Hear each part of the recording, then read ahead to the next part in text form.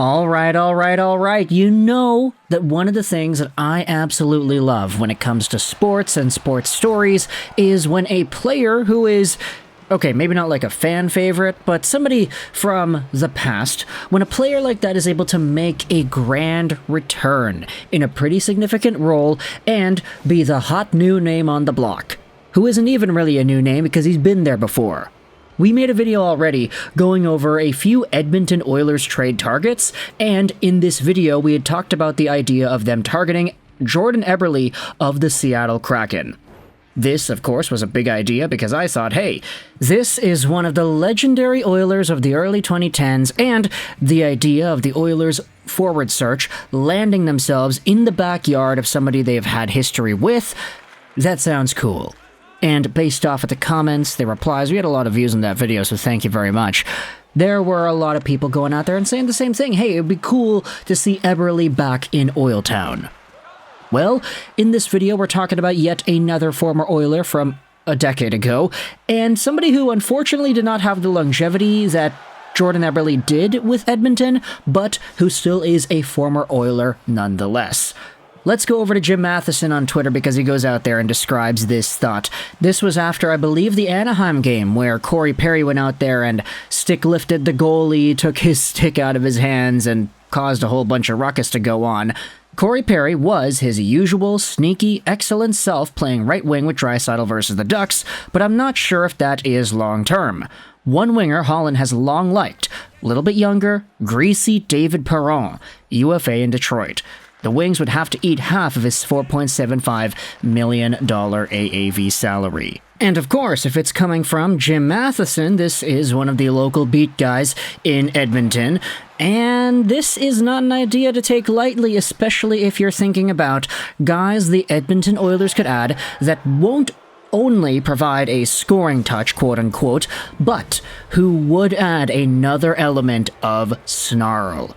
David Perron is 35 years old, and he is a guy who, at this point in his career, I don't think anybody's going to expect, like, superstar caliber production or anything. I mean, he was never really that guy at any point in his career, to be honest.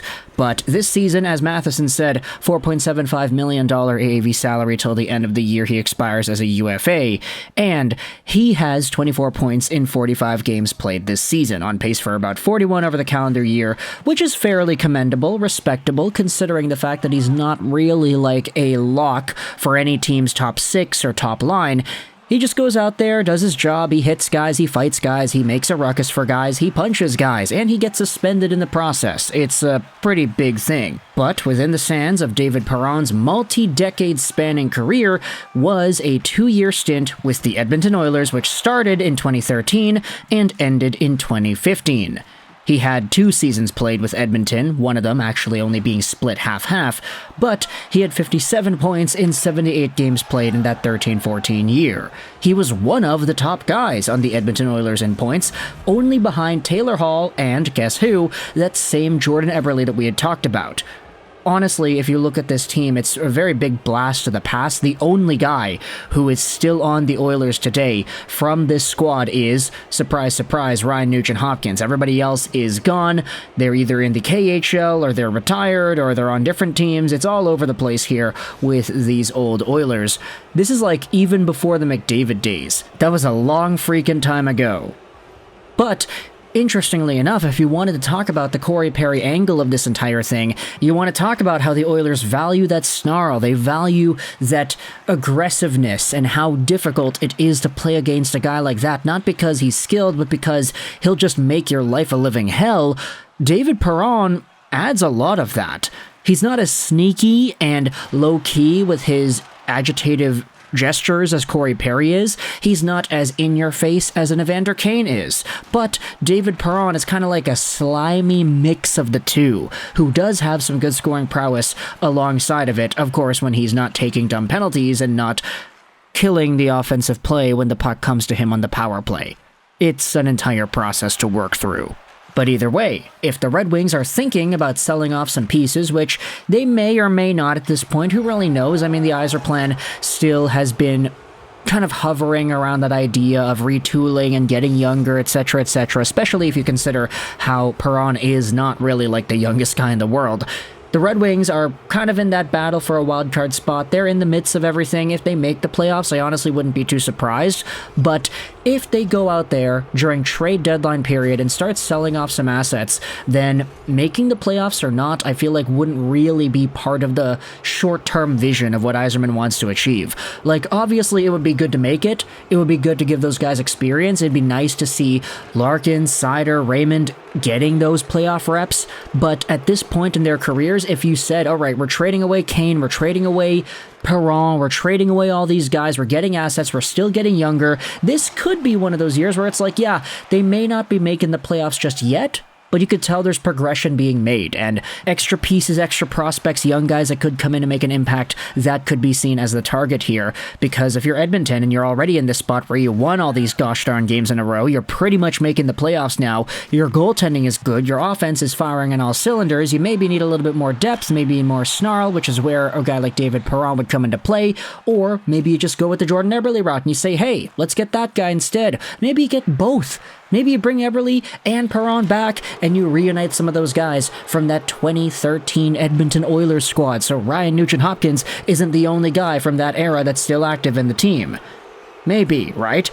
But if that is the entire philosophy, I could understand if the Oilers are saying, yeah, we do not know how far we're going to go with McDavid and Draisaitl in the next few years because their contracts are expiring. We have no idea how things are going to play out. So right now, they're making good money. McDavid, 12.5, Draisaitl, 8.5, severely underpaid in this modern day's NHL, so why not go out there and put all your chips in? Say, hey, we really have a chance here to do something great with all the momentum we've built up from this win streak, so let's trade away the prospects, trade away some of the younger guys, any extra piece that may not be of too much value in 23-24, let's send it over to a Detroit, or let's send it over to Seattle. Let's get a forward that can really help us out right now as a rental option. And if David Perron happens to be that guy, because Jim Matheson's saying Ken Holland likes him very much, I'd be very intrigued as to seeing what kind of a reunion this would look like. If you're a Red Wings fan, let me know your thoughts in the comment section below. What kind of return do you think Perron should fetch? And please, try to give a real answer. Like, I know it's easy to say, yeah, well, Perron kind of sucks. He's so inconsistent and he doesn't score, so he's not really worth anything.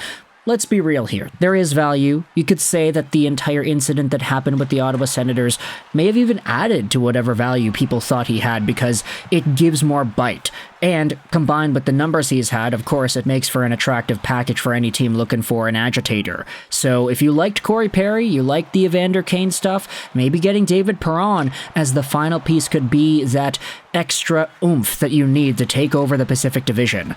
Please don't do that because I'm a Canucks fan, but still, the idea is there.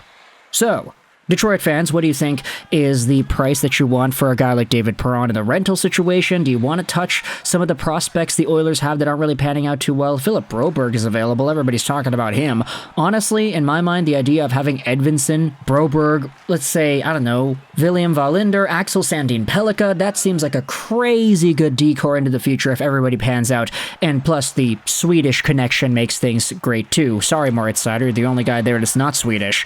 So if it is a guy like Broberg, or any of the other prospects, Xavier Bourgault, or somebody else who is in the minors right now, let me know your thoughts as to what you think the Red Wings should go out there and target in a Perron swap. And likewise, to the Oilers fan base, what do you think is the max you'd be willing to give up? Is it a first-round pick? Is it a prospect like that? Do you want to touch anybody on the roster right now? Comment section is your floor to let me know what you think about this trade idea, but I hope you enjoyed this video. And bye.